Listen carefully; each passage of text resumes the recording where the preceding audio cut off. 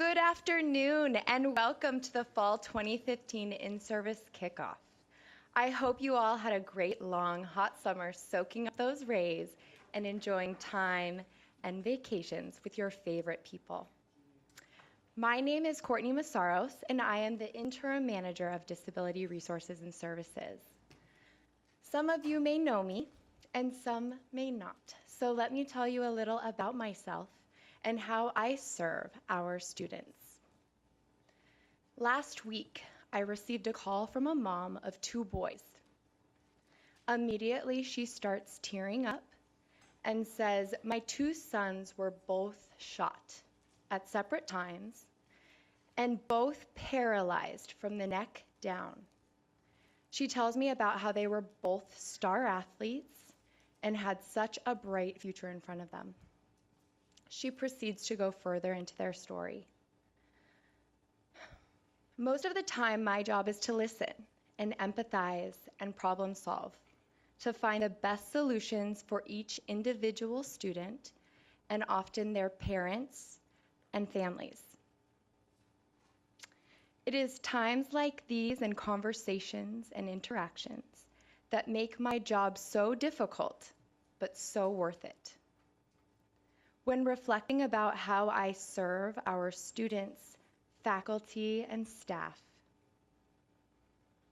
I thought of the bigger picture, not just the input I do in the computer, which, trust me, in disability services is a lot, or the various systems that I put and find information. It is a bigger and better picture of serving our students and providing them education to better themselves and our community. I am passionate about this because not only do I want to improve our community, but I have a husband and 2 daughters that live in this same community that these 2 boys were shot before they could finish high school. Have you thought of how you serve and what you are passionate for lately? Take a moment today to reflect on how you serve others and the positive effects. We have a full hour of information, fun activities, and an opportunity to meet and hear from our new Vice President of Student Affairs, Dr. LeRodrick Terry. I'd like to invite Matt Freed up to the mic to discuss our survey results from our last in-service.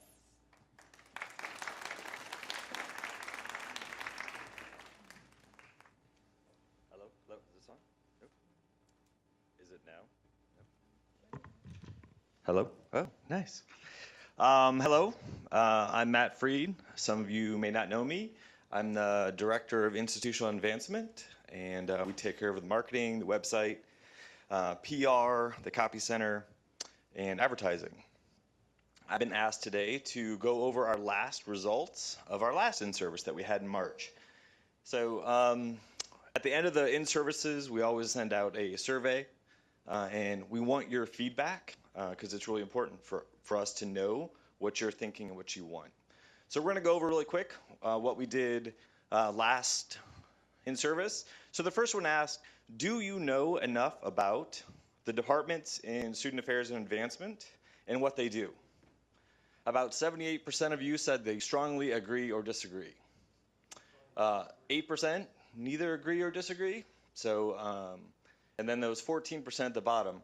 Those last 2 bullet points, we hope that you reach out to a supervisor, reach out to someone in this room that's a manager, and if you don't have that information, please ask.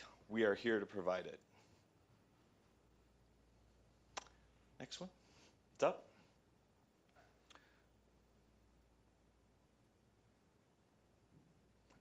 And the next one is? Okay. So, oh yeah, the 4 key results. So, does anyone remember Rio Salato's 4 key results from the last in-service? It's Rio's 4 key results put forth through our administration. Does anyone know one? Jonathan? Double degrees is one. Revenue stream. What? Heather, in testing, shocker that you would do that one. Number 3? What are we doing right now? Employee engagement is one. What's that? Right, and then we're supposed to launch 4 new programs every year. So those are our key results, and 75% of you strongly agreed that you knew what those 4 key results were and how you played a role in them. That may go down this time.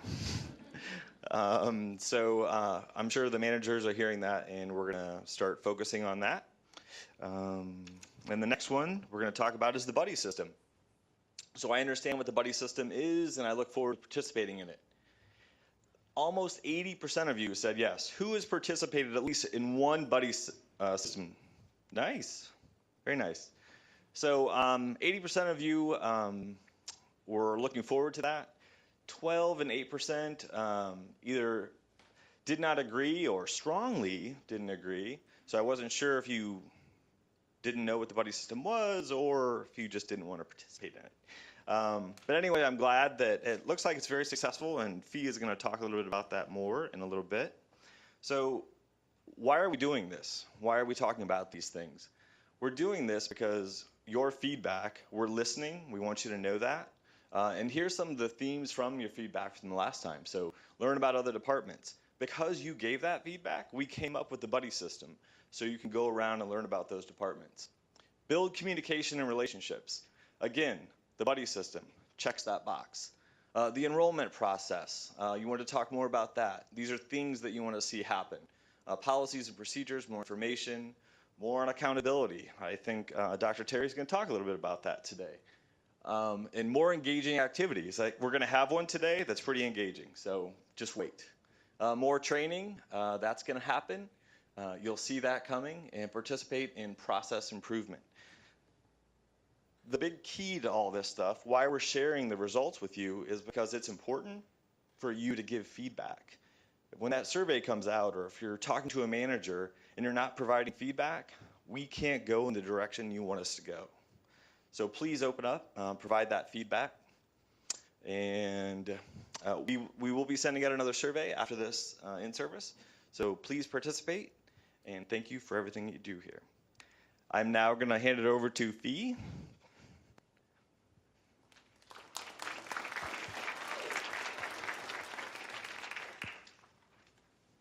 I was looking for the clicker. So thank you, Matt, bringing up the buddy system. It was nice to see all those hands raised to show us your participation. We've had some positive feedback, both Serena and I have been getting. You guys come visit or send us an IM or an email to let us know that positive experience. One of those people that actually sent us an email was Darcy. And I appreciate that email you sent about the person that you visited with. And that went a long way, because that tells us that this is really a beneficial program that was the brainstorm of our last committee that we had with our in-service. So we're going to show some testimonies right now, but I want to let you know that as of right now, we have 30 graduates. That's people that have completely finished the buddy system and have gone to every one of the departments. So yay, that's a big win for us. 19 buddy days have been completed. Once again, that's coming to an end during peak. We will bring it back up the middle of September. There's been 413 actual visits that have been completed. So all of you that raised your hand, you obviously some of you might have not completed, but you've at least gone once or twice, possibly 3 times. I just want to point out Serena right now. Serena Lindsay has been phenomenal in setting that up for everybody. I can't begin to tell you, people being out, being sick, vacation, just unexpected things. It's a never-ending email that Serena gets daily. So, but thank you for communicating with her, because if you do not, we don't know what's happening. So we appreciate that. Before I come back to the testimonies, I'm gonna come back and show you, remind you about the roadmap that we gave out. So if you don't have one, we have them up in our area in the 2nd floor, right by Serena. Both Serena and Cheryl can give you that if you need one. Once again, we wanted you guys to take this on your visits to to write some things that you've learned, some aha moments, and also have that person initial, because what we want you to do is bring that back to us, to Serena or Cheryl, to identify you've completed it. And when you do that, you will get this icon right here. It says SA Connect, Student Affairs Connect, which will go on your plaque. And if those of you don't have plaques for those rewards and recognitions or training, please make sure you let them know that too, because we could order that for you. It's always nice to have a plaque behind us to show our accomplishments. So that's a great thing for you all to participate in. And once again, if you have any questions, always email us or give us a call or come by and visit me whenever you need to let me know what's going on, or just to share what's happening. And if Lambert will go ahead and hit the testimonies right now.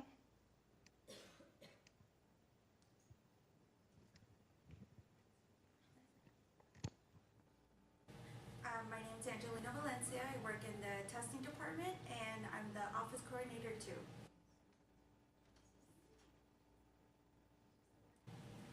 One big thing that I liked about the Buddy was I got to meet the people actually face to face instead of interacting with them. I guess over the phone or through IM. I learned a lot about the individual and what they do in their department. So I guess that was the whole background of the whole Buddy system.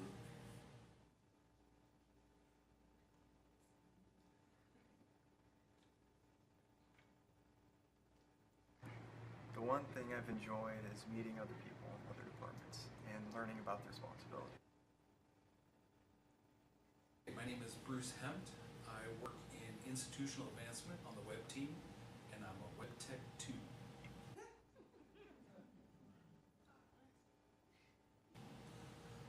What I enjoy about the Buddy system is that I've gotten to meet all these people that I've seen names for when I'm working on help desk. So, like in particular, when I went to A&R a couple days ago, I did not realize that there were so many people down there, all working. And in particular, I worked with one guy who was working with the incarcerated population. I did not realize that everything they do is on paper. There's nothing online, and I gained a new appreciation for how complicated and involved his job is.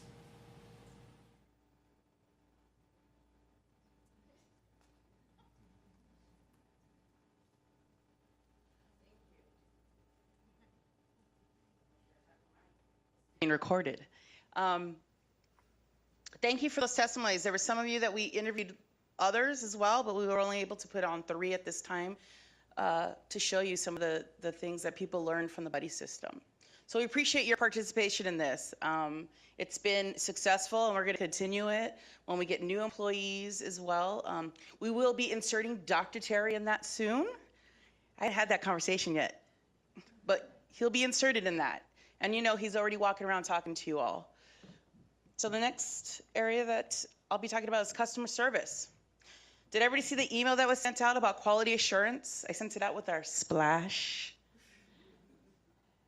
Anyways, basically that's our area. That's my department that I oversee now in student affairs. And what it's about developing process improvement, process documentation, training, consistency, things that we need to work towards in order for us to be better at what we do. We do a good job now, but we need to get better. But one of the things that we know that kind of is like umbrellas everything is customer service. Customer service is very important. We all want to receive customer service, so we should also want to give customer service, give good customer service. With that being said, a year ago in the fall, we gave out a phone. It was called telephone tips, and there were some suggestions on here. Now we're calling these expectations because of that email that I sent to say, hey, here we are, this is what's coming. We want to, and I'm going to use the word accountability, and it's going to be brought up again when Dr. Terry talks about it. And so we're doing a better job that we are saying what we need to do for our students. With that being said, we're giving you guidelines. We're asking you to look at this when you answer the phone and have this as a reference, because we want them to know who they're talking to. Hello, Felicia, how can I help you? Who did I call? We want you to use terms like, Thank you for calling Real Salt College. This is Felicia. How may I assist you today? We want you to say our college name. We want you to use your name. Don't be scared. Use your name. I know when you call, you're going to ask them for their name. When you call for services, they're wanting the same thing. They want to make a connection with you. Jennifer, thank you. Yeah, I have a question about my class. Sure, Felicia, how can I help you? We want you to use their name back and forth so they feel like a person, so that you are helping that student. You'd be surprised how far that goes.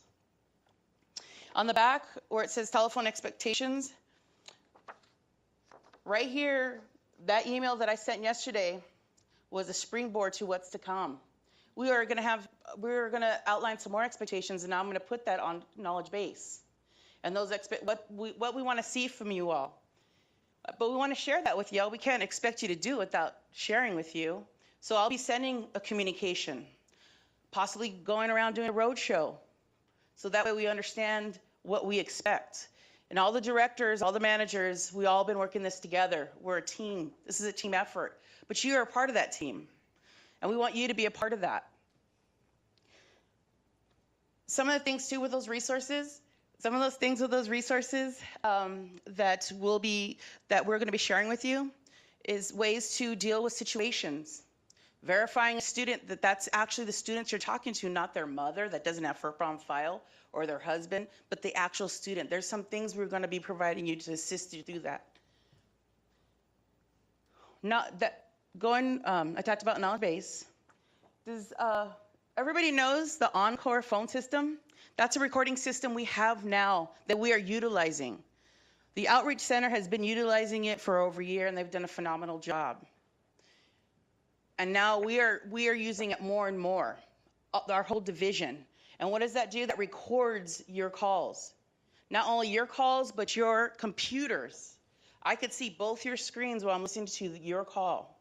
So know if you're on Facebook and helping a student, and we're hearing a long silence, because you're scrambling to find out what the answer is, we're going to know that.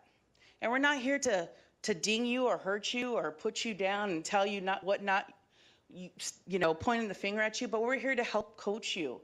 You could do things like that. We want on your break, your lunch, your personal time, that's your time to do stuff on Facebook. But when you're working, helping with students and on the phone with them, you cannot concentrate while you're answering a post on Facebook and trying to answer a student's question about a class. So these are things we want you to be aware of, and so we could provide better customer service. Right there, Curtis. So this will be available. We're going to be giving this out at the end. Our team will be passing these out for you to have. Like I said, and also we'll continue. You'll see communications from my area about this. My door is always open if you have any questions. And please, your managers know, and they're part of this. So if you have any questions, definitely talk to them as well. With that being said, we are now going to go to our activity. And I'll introduce Serena Lindsay here to lead you on that. Thank you. Good afternoon. Thank you. Okay, for those of you that may not know me, which I really doubt, does anybody in here not know my name, Serena Lindsay? Okay, hi, nice to meet you. Because there are a couple, I met two last time. So I'm the one that sends out all the buddy invites emails, so please respond to those. On another note, that's just my personal side because it's not so much fun to chase people down. So we're now going to play an activity. Have any of you ever heard of the game Telestrations? Okay. What we're going to do is each table has a few pieces of paper. We're going to ask you to draw on the large piece of paper. You also have an envelope, and each table is going to act as a team. Okay, so if you don't know the names of the people at your table, please introduce yourselves in just a second. But what you're going to do is you're going to open the envelope, take a look at the word, and then you as a table need to figure out what picture to draw to be able to give that picture to someone and have them know what that word is. So it's not as hard as you would think. Amazingly, we had 3 or 4, I think, last time, that actually guessed it right off. And no, you do not all have the same word. So, hang on, sorry. Yes, ma'am. I'm going to let you guys make the executive decision and empower yourselves to decide which one you want to use. There you go. Okay. I'm going to ask Lambert to come up and help me with some technicality. I don't know what's going on. So here's the rules. Listen up because we don't have them up on the screen. So I apologize. The rules are you just want to be really quiet at your table and discuss it quietly because you don't want your neighboring table is going to guess. So you don't want them to know what your word is. But you cannot use any letters or any numbers, but you can use symbols and you can draw whatever picture you want that is going to depict your word. Once we're done, you're going to go ahead and swap it with another table or, just pass them around. And they have to guess what the word is, okay? So you're going to get 3 minutes to draw. And we are going to start that in just a second. So go ahead and open your envelopes. Take a look at your word. And go.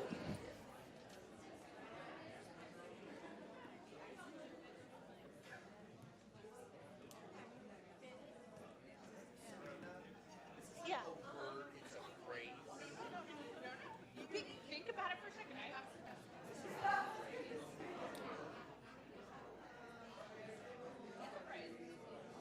Doesn't really follow the rules. You know what?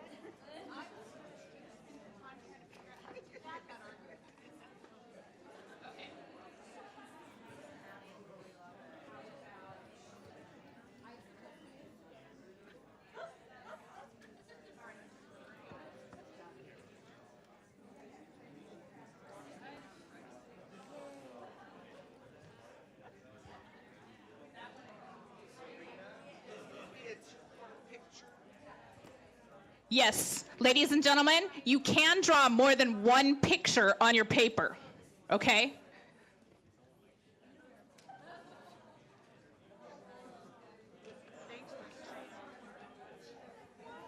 Like, why would I do that? It's been a rough couple days. I'm surprised there's any word. Whatever. No, you make it happen. Oh, yeah. You make everything happen. That's right. That's what we got to do. You really do. I love it. Sink or swim, baby.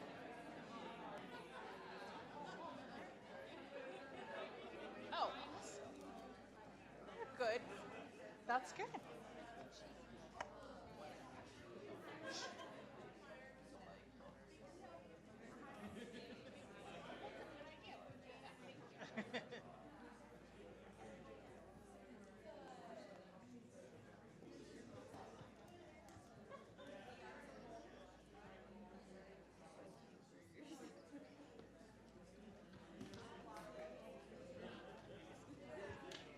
Okay, you guys, this is your 1 minute warning before we pass.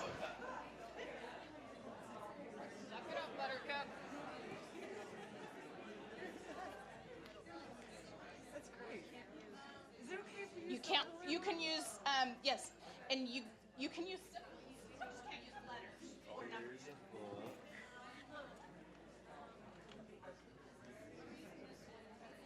No, you can just.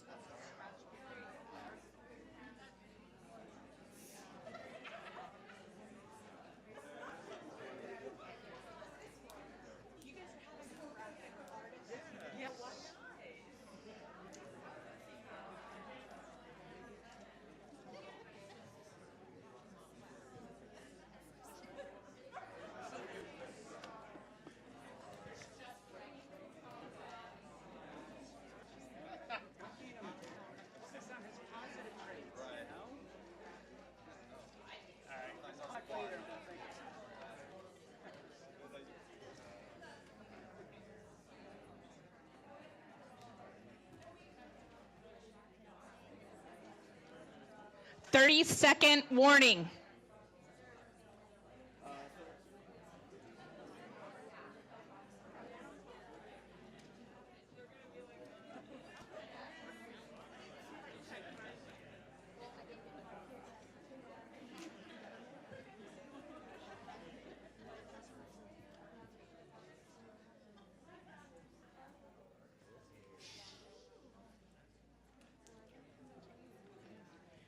Okay, we're at the 10-second mark.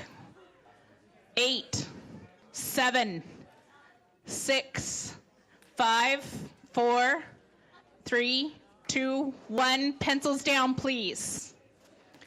Okay, if you have not already done so, please go ahead and put your word back in the envelope because you're going to pass the picture and the envelope to the other table. So go ahead and just kind of pass it. I'm going to call this to the right. So like table 11 is going to go to table 10. Just pass it to another table. Doesn't matter. Pass it to any table you want. What? Say it again. Do not open the envelope yet at the new table, okay? Just take a look at the picture. Just exchange it with any table. Go ahead and discuss it as a group. What do you think the picture is? Did these guys have one? You could give me here. Yep. Okay, we're gonna go ahead. Where's another? Did somebody not do it? Did you guys switch yet? Yes. Okay, as you're doing the guessing, go ahead and write as many guesses that you think this picture could be onto the paper. You can write as many as you want. The picture itself.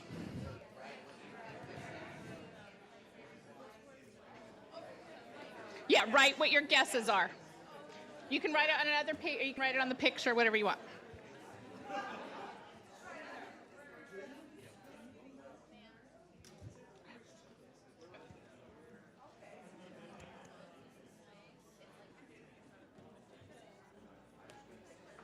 Give it like a 30-second warning and then start summing up.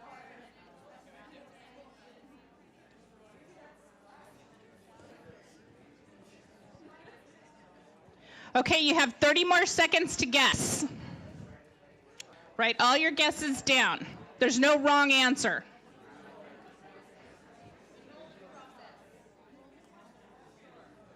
Do not start that yawning.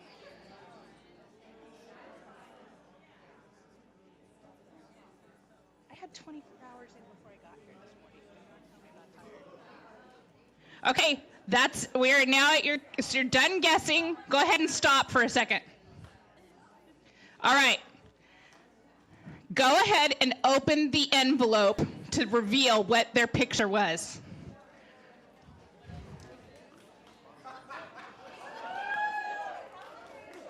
See?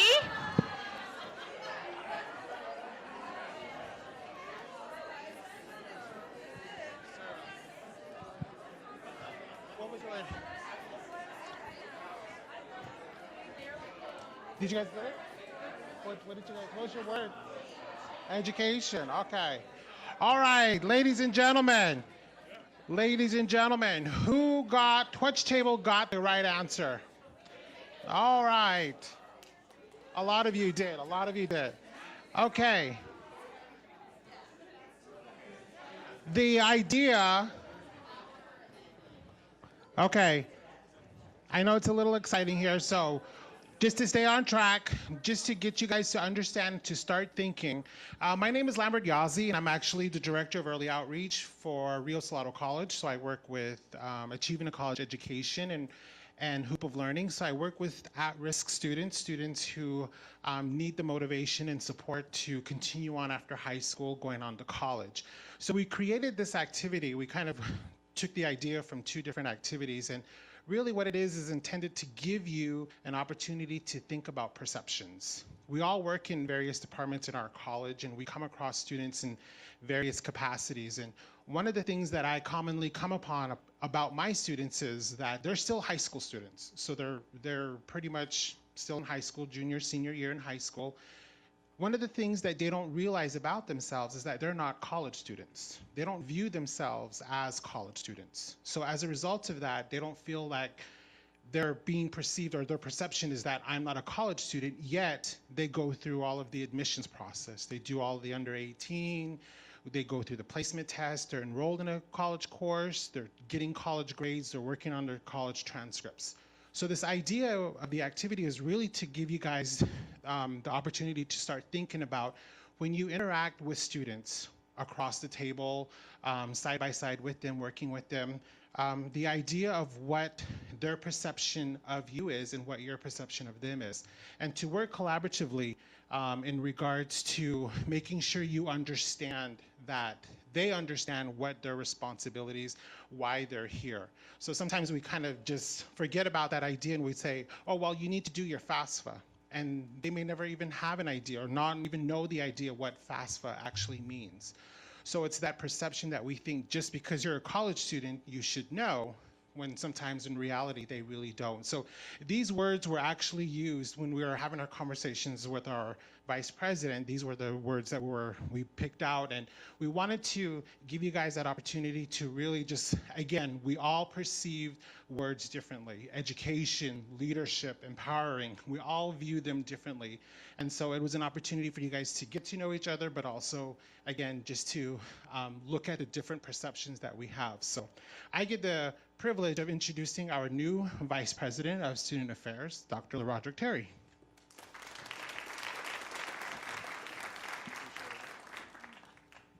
Good afternoon. Good afternoon. All right, I know it's after lunch and it's a countdown to, the end of the day. First thing I want to say is, I've been here now, I think exactly a month, and I've had an opportunity to really take in a lot of information, to work very closely with our deans and our student affairs leadership to get information. Obviously, it's an ongoing assessment of what you all do, where we're at as a division, where our challenges in our various areas of departments. But I do want to say this at the very top of my time here today, that I am so impressed with Rio Salado and the Student Affairs Division here. The level of technical skill and the knowledge base is phenomenal. Give yourselves a hand.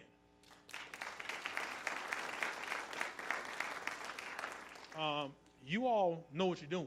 As I was telling somebody the other day, this is not a renovation project. This is not a rebuilding project. You already have been doing wonderful things for the last several years, and I think it's my charge to help lead, guide, and direct you all towards not just turning the corner, but taking it to the next level. I felt that it was very important, or Fee felt it was very important, and Lambert, more Fee, where's she at? I can talk about it, she ain't in the room, right? Fee, one of those people, like, it's certain people I've just been warned about and I'm scared of already. Ruby, Fee, certain people. Don't pick a fight with them, right? So, I just want to tell a little bit about myself so you know who I am. I do not believe in the leader who sits in the ivory tower and just kind of, looks out over the landscape type of way. I don't know if y'all figured that out yet. Some of you who have seen me walking in and out of your department, it's not because I'm a micromanager. It's not because I'm trying to undermine the authority of your current directors or supervisors. It's because I believe in people. And to tell you more about where my beliefs come from is to talk about where I grew up. I come from a little small town. I'm a small town kid. I grew up in Vero Beach, Florida. Vero Beach is about an hour and a half south of Orlando and Daytona Beach. It is about 45 minutes north of Palm Beach, 30 to 45 minutes, depending on what part of Vero Beach you're leaving from. We're located on the Atlantic coast. We're just a little tiny dot on the map. And being a small town kid, obviously I have small town beliefs, morals, values, things I believe in. And certain things that were imparted on me when I was a kid that I still think are important to this day. They form who I am, and I believe they're applicable to what we do. Things like treat people as you would like to be treated. Service before self. Respect, integrity, teamwork, fairness, ancient African proverb says, it takes a village to raise a child. It takes a village to raise a child. Matter of fact, last weekend, I was at the Sequin conference in Dallas, Texas, and I was on an elevator going down to the main reception area, whatever the case may be. And this lady, she ended up being one of the big vendors there, and she just walked up to me. I'm not trying to brag. It was very flattering. She walks up to me, she says, "Who are you? You look very important." Me? Important? So I told her who I was in my role here at Rio. And she's like, "Oh, you're responsible. You and your people are responsible for student success." And I respectfully differ. Everyone at this college is responsible for student success. Every person who works at an institute of higher education has a part in the edification and success of the students. Everybody got a role to play. Everybody got a dog in that fight. In every interaction, in every role, in everything we're doing, we're supporting student success. It takes a village to raise a child. Those are some of the things that were imparted on me and still absolute values to this very day. So I grew up in my little small town, and I come from a very close-knit family. My grandmother had 11 kids. Old school, right? 11 kids, right? I got 1 million cousins, all right? So we gather and we get together and we fellowship for no reason at all. It don't have to just be the holidays. If the Dallas Cowboys are playing or some other, Ruby, I'm not starting no jump. Ruby, I'm just telling who my family cheer for. You know, we're very close, and I come from a community, a village of people who were very close. I grew up in the old school dynamic where people actually knew each other, knew their neighbors. They watched their houses if they went out of town. They watched their kids when their kids were playing in the street. If you were short with some ingredients to fix a meal, you could go to the lady next door and she would give you some flour, some sugar, some eggs, some things of that nature. That collaboration, that teamwork, that altruistic belief that we all serve the greater good. Those things are still apparent. Those things are still relevant and applicable to what we do here. So eventually I grew up, I graduated from high school. I was a pretty good high school student. Couldn't afford to go to college though. I'll tell you that right now. I was the first generation, lower socioeconomic. I came from the other side of the tracks, okay? But I was very blessed and fortunate to get a football scholarship.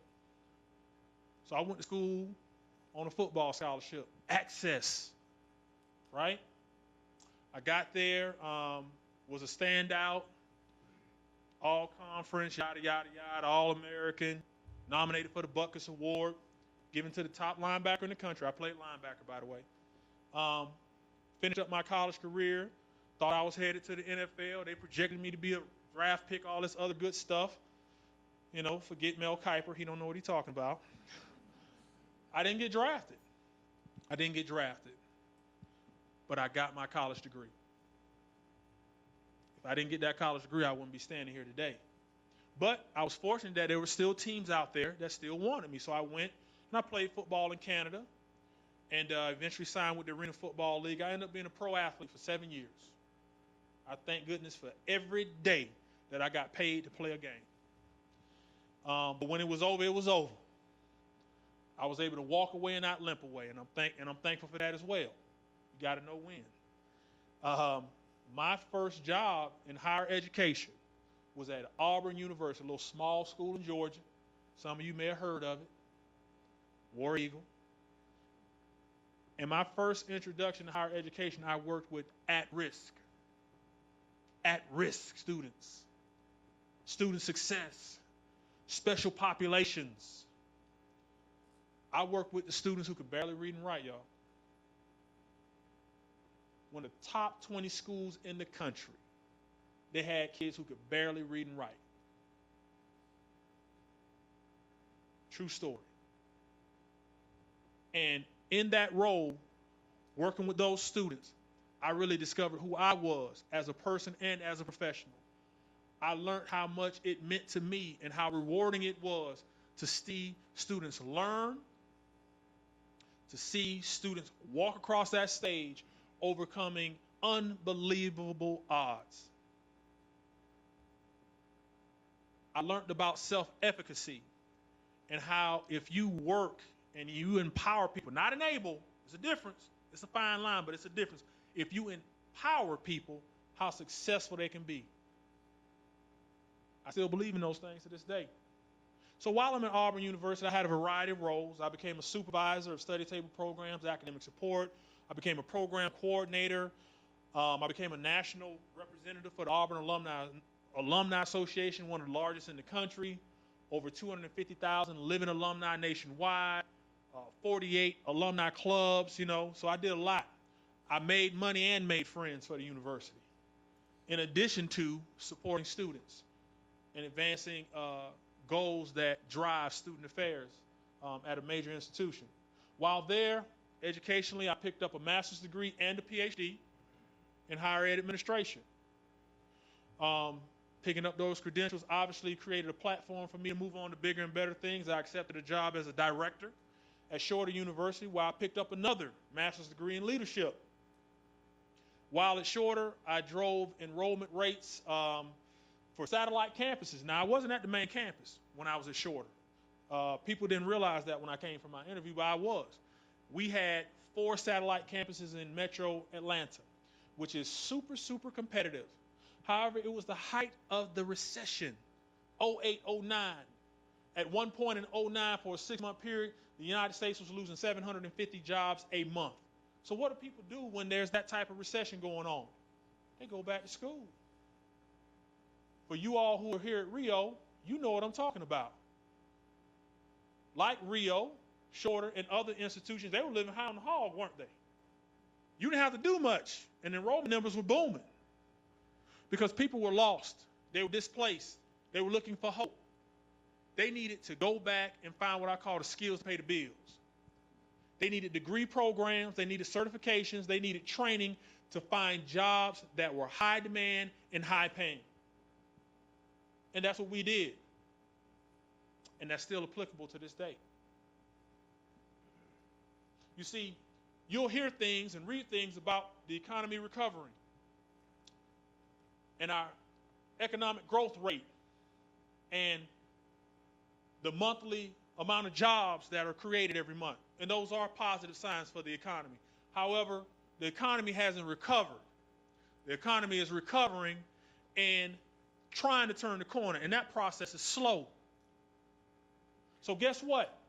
There's still people out there that are lost, displaced, looking for hope, coming to you, and you,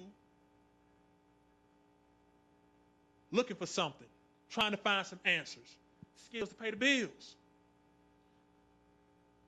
Y'all remember the show, Who Wants to Be a Millionaire? Who Wants to Be a Millionaire? Right. Y'all remember the Lifeline? In your every interaction with those students, you're that last lifeline. I got to ask y'all a question. Who are we here for? Hold on, I'm going to put you on the spot. Who are we here for? The students. Say it louder, they can't hear you. The students. The students. You see, you got to understand, 2 things going to happen when they call. I've lost my home. I'm running out of unemployment. I can't find a job. Who they coming to? 2 things going to happen when you pick up that phone with that student. A, best case scenario, you're going to give them hope. You're going to put wind in their sails. You're going to say something to somebody that's going to reinforce the belief that they have that they can do this. That we have something to offer. We have a pathway available to them that will provide them with a better life for them and their family. You can change lives. every time you pick up that phone. See, customer service is not a soapbox speech.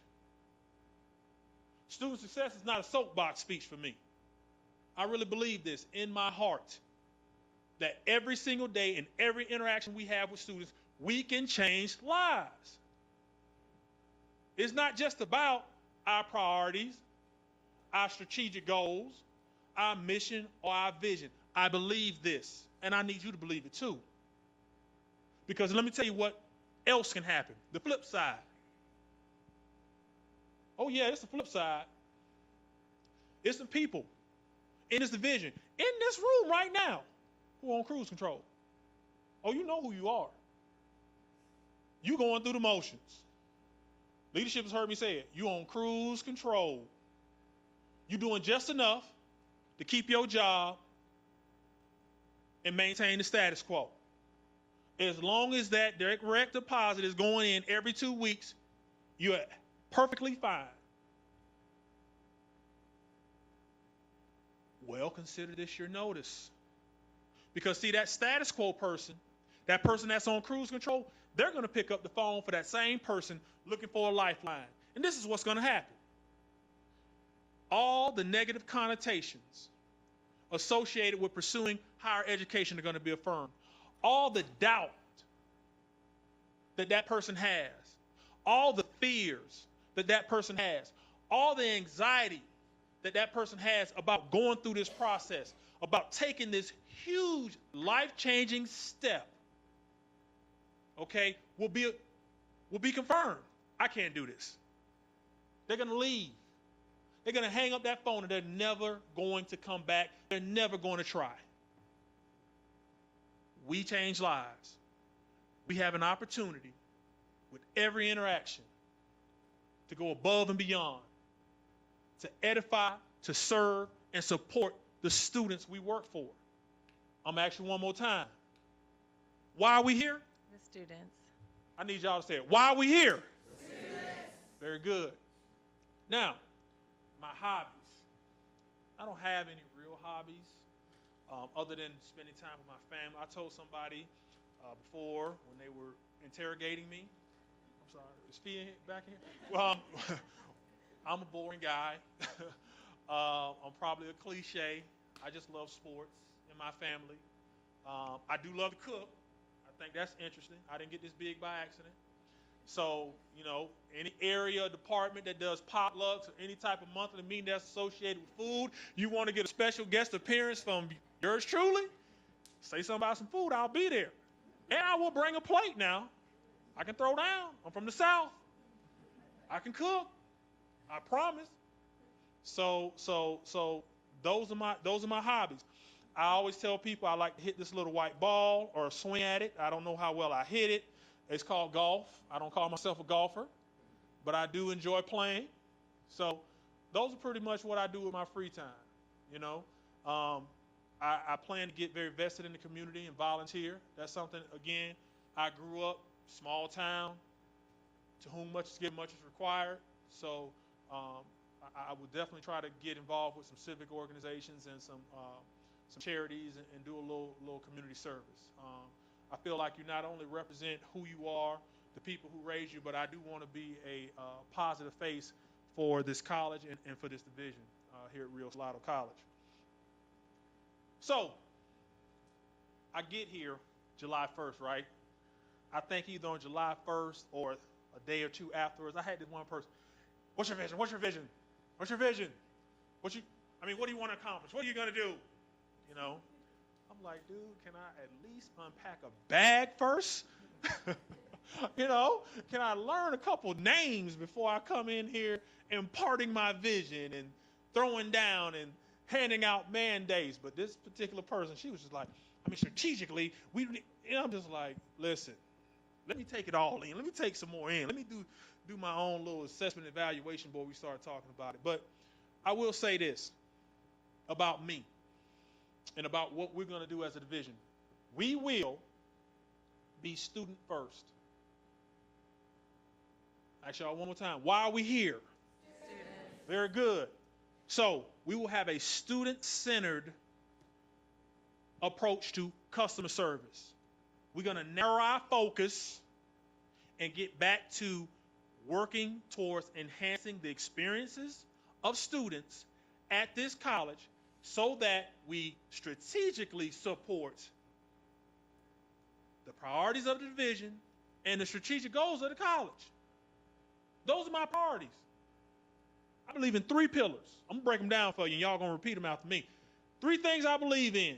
If you do these 3 things well as a division in student affairs, you will transform this college. And I say you, because it's going to take everybody in this room at every level in every role. 3 things. Access, persistence, and completion. Access, persistence, and completion. If you do those 3 things well in student affairs, you winning. Do you want to win? I'm sorry, do you want to win? Yes. Repeat after me. Access. Persistence. Retention. I'm sorry. Access. Access. Persistence. Completion. That's it. That's it. Everything we do on a strategic level, on a department level, priority and initiative-wise, will be focused on those 3 pillars.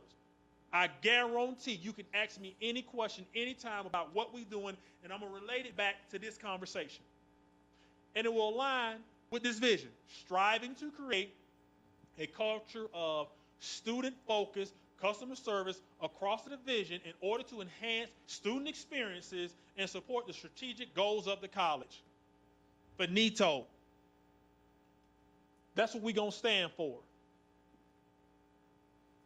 Our priorities, culture. Let's talk about culture and morale for a second. You ain't got to raise your hand because I know your boss might be in the room. I'm serious. You've been in that parking lot before and you said a little prayer before you walked in the building. Okay? I'm talking to somebody right now. You went home and either on the way home in traffic or when you got home and got with your spouse or whomever, you've had to vent about your day at Rio Salado College. I know I'm seeing the looks on some of y'all faces. I know who I'm talking to. I'm going to go further. Don't say nothing. Your boss might be in the room. You've told somebody your boss is an idiot. Or the leadership at Rio or the leadership in student affairs doesn't know what they're doing. See, we got to change that. See, we need to create a cultural shift. Again, I'm not the dude that's going to sit over there in the ivory tower and watch what's going down from afar. You see, from 30,000 feet, when you're on a plane, everything looks perfect. The landscape is symmetrical. Everything is aligned, it's perfect, it's smooth.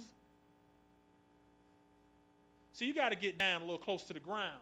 Because as you get close to the ground, you start to see those hills, those bumps, those potholes, those obstacles and hurdles which have an adverse effect on the big plan. You got to have a cultural shift.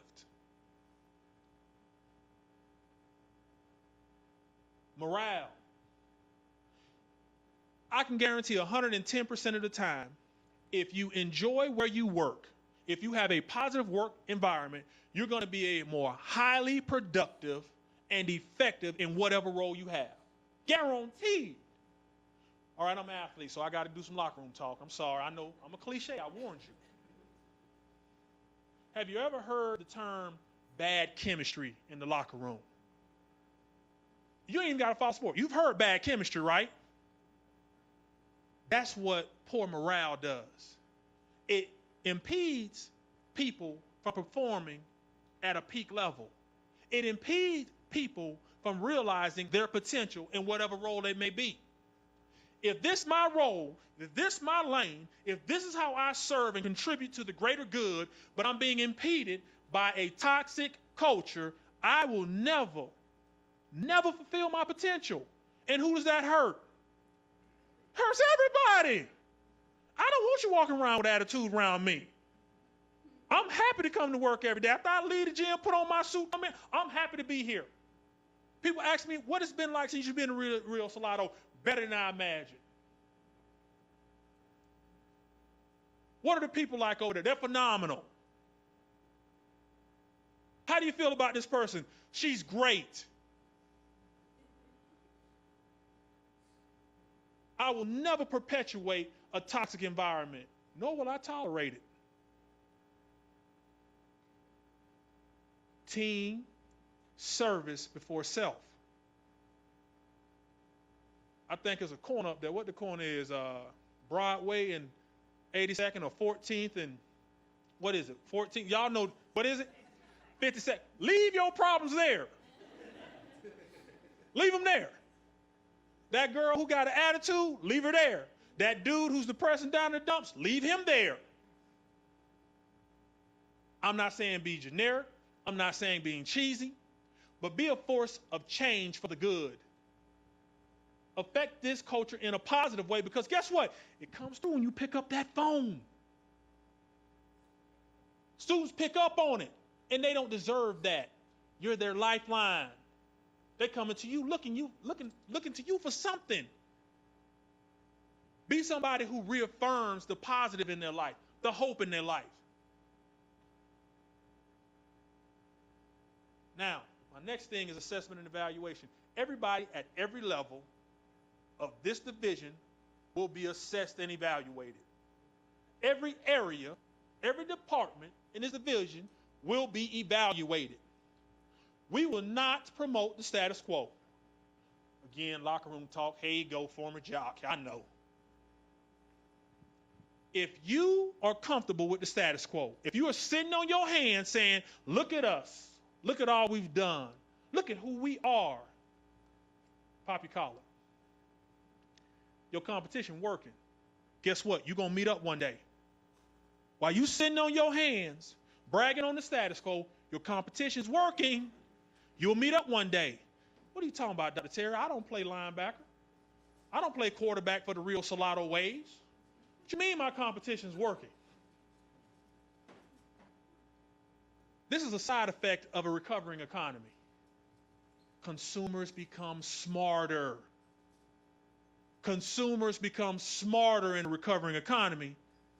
Whether it's a person who's been displaced, whether it's a person who's seeking to advance, whether it's a parent or student sitting at that kitchen table devising a plan for post-secondary education, we in competition. When they type in those names and those searches on Google, Bing, and what have you, we're in competition. Raise your hand if you're aware of our Yelp ratings and feedback. Not pretty. We're in competition. We will never accept the status quo. This is the college who professes to have values that state relentless improvement. Relentless improvement. So the assessment and evaluation is not meant to scrutinize, demean, or take away from what you've accomplished. It's meant to create building blocks for us to take it to the next level. Every person in every position throughout this division will be evaluated and assessed. Every area, every service, every department in this division will be assessed and evaluated. We will create a baseline, and based on that baseline, we will start taking steps to get better today. That brings me to my next point, accountability. Now, you know, everybody want to be on the winning team. Everybody want to play for the Yankees. Everybody want to play for the Cowboys. Everybody want to play for the championship. They want to play for the Lakers. You know, they want to be on the teams that, I'm sorry, everybody want to play for the Golden State Warriors. My bad. I apologize. And the Giants. I know, Ruby, don't beat me up. I'm just playing the race right now, okay? So everybody wants to be on the winning team, right? Everybody wants to be out front and leading the way. Well, guess what? Everybody has to be held accountable too. Every single person at every level of this organization from the PSA, I don't even know what all that stuff mean. Don't care. Don't care. You will be held accountable. It will be in the form of evaluations, professional development, training, and follow-up, and repeat as necessary. You will be challenged to do more and be better. Let me repeat. Do more and be better. So person on cruise control, person who's doing the bare minimum just to keep their job, you're on notice.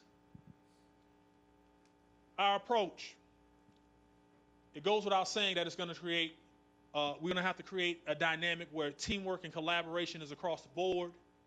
We got to get rid of the silos. Yes, we have silos. Unfortunately, we do. I love our technical knowledge, but technical knowledge does not equal proficiency. It doesn't equal leadership. It doesn't equal productivity. It does no good for you to be technically savvy in this area and you don't have a doggone clue how it affects another area. So that brings me to the point of facilitating cross-departmental collaboration. We already have something going with the buddy system. I like it. It will be bigger, broader, and more impactful. Stay tuned. Positive reinforcement. Do you like to be acknowledged? Do you want to get called into the dean's office or the VP's office when something is wrong? Or would you like to be acknowledged when you're actually doing your job? You see, for every person who's on cruise control, I guarantee there's 4 or 5 who's going above and beyond. Those people have to be acknowledged. Because if you treat all of those people the same, guess what those people who are going above and beyond will start to do eventually? Their faith erodes. Their enthusiasm fades. And it has a tangible effect on the culture and the workspace. And I don't just mean for the stars like Courtney or Nancy or Heather. New employees. Starting next month, every time we hire a full-time employee, I'm going to sit down and have lunch with them. Why are you doing that, Dr. Terry? I know you're very busy. Because they need to be recognized and acknowledged. I had a conversation with Courtney before, and she was like, Dr. Terry, how in the world do you find time to do? I said, because I believe in investing in my people. It's an investment in our culture. It's important for you to be recognized and your contributions valued from the very top. So starting next month, if y'all hire somebody new, they need to meet me. Do a lot worse than buying somebody lunch and having a conversation with them. Inclusiveness. I am not the leader who's going to pick out 2 or 3 people and we're going to devise the plan for the whole division. No. I'm starting something called, I didn't name it, they called it the VP Council. That's why I got the deans and directors at a table. Additionally, as y'all have seen already, I'm going to walk around and I'm asking Courtney, what's going on? How you doing? What do you think? Because I need to know. Again, you can't figure nothing out from 30,000 feet. I believe that diverse point of views, diverse perspectives, people who have an intimate knowledge of the day-to-day challenges in this division should have a say-so in the strategic goals and initiatives of this division. Are you stakeholders? Are you a stakeholder? Do you have a dog in this fight? Then you should have a say-so in where we're going and how we're going to get there. And every person, your opinion will be valued just as your contributions will. Now, I talked about the person who goes home saying their boss is an idiot, right? Usually that's because there's a lack of awareness. The leadership will meet for months at a time. Plan. And then they'll roll it out on Monday after they feel like it's ready to go. Have you ever felt blindsided in your role?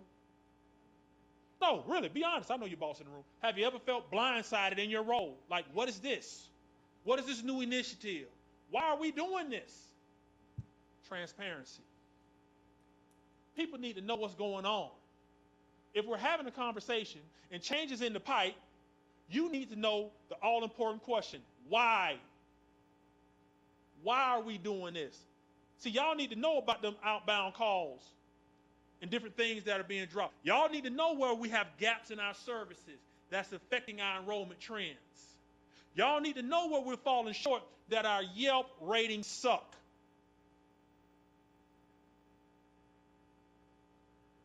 Transparency. This is something that I believe in very strongly. Y'all hear me say this a lot. We're going to narrow our focus. We're going to have clear, concise goals and expectations. I'm working with HR right now to define every role in this division. I want to know your core competencies and things that you should be doing in your role. Why?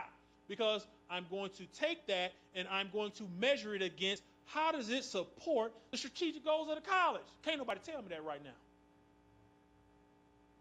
We need to know. Everybody in here got a dog in this fight. Everybody in here is contributing to us taking this thing to the next level. I want to be able to tell you what you do and how you are serving to support our bigger mission. Don't that make you feel good? When you appreciate it, when you acknowledge, when you include it in the conversation, I would think so. That's just human nature. Those are some of the things we're going to do. Now, this is what I believe with all my heart. You can't give people expectations and not support them. That's abuse. The flip side is you can't support people and not give them expectations. That's enabling. Remember, empowering versus enabling?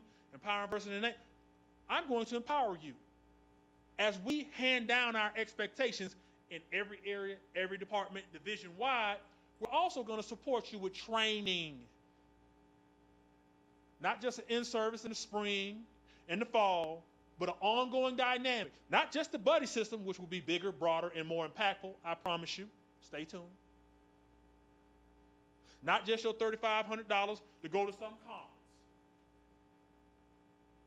but a methodical, deliberate approach to imparting the importance of customer service and teamwork to support access, persistence, and completion. Remember the vision? A student-focused approach to customer service to enhance student experiences. That's what your training theme will be from now until I determine otherwise. Because that's our priority. The students, right? Who we here for? The students. Thank you, ma'am.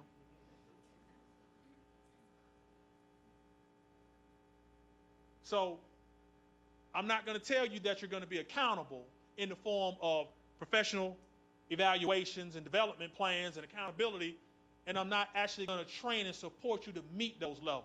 If you're good at what you do, great, get better. If you're doing a lot already, good, do more. Do more doesn't mean take on more tasks, because I know we're initiative out, we're meeting out, we're project out. I got a leadership that's crying that they're stretched way too thin. No, doing more means being more productive. So you got to have a constructive approach.